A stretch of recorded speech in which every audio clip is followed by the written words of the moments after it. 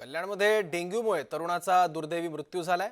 कल्याण पश्चिमेतील बेतुरकरपाडा परिसरातली ही घटना आहे। विलास म्हात्रे असं मृत्यू पावलेल्या तरुणाचं नाव आहे। तरुणाचा मृत्यू झाल्यानंतर मनसे आक्रमक झाली आहे। महापालिका मुख्यालयात मनसेनं प्रतिकात्मक आंदोलन केलं।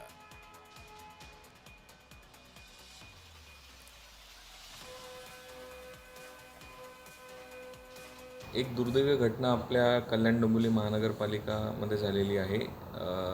रुग्णाचे नाव होते श्री विलास भगवान म्हात्रे। त्यांचं वय 31 वर्ष होतं।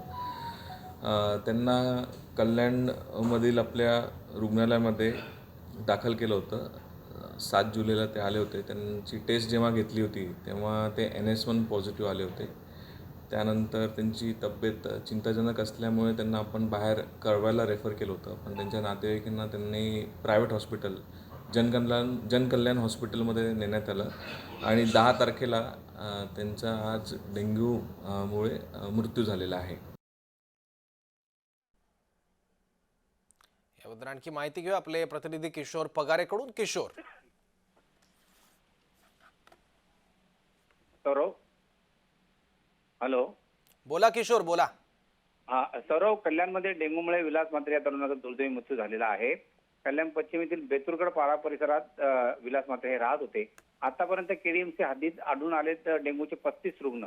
KDMC कडून आतापर्यंत 28,000चं सर्वेक्षण झालेलं आहे आणि जवळपास 350 घराजवळ कंटेनर ड्रम मध्ये सापडल्याच्या डेंग्यूच्या आळ्या ज्या सापडल्या आहेत। एकंदरीत म्हणजे घरात जे पाणी साचवलं जातं त्या अंतर्गत ह्या आळ्या ज्या आहेत या प्रादुर्भाव करत असतात। KDMC कडून सर्व उपाययोजना सुरू आहे असल्याची माहिती हर्षल गायकवाड अतिरिक्त आयुक्त यांनी दिलेली आहे। मात्र एक मोठ्या प्रमाणात एक प्रक्षोभ मनसेने आज केला आणि मनसेने एक ठिय्या आंदोलन महापालिकेच्या बाहेर केलं। कारण की ज्या पद्धतीने जर शहरात स्वच्छता नसेल किंवा ज्या पद्धतीने असे रोगराई फैलत असेल तर महानगरपालिका जे प्रशासकीय राजवट आहे ते करताय काय, असा प्रश्न आता मनसे इथं विचारत आहे। सौरव, ठीक आहे किशोर, धन्यवाद या माहितीबद्दल।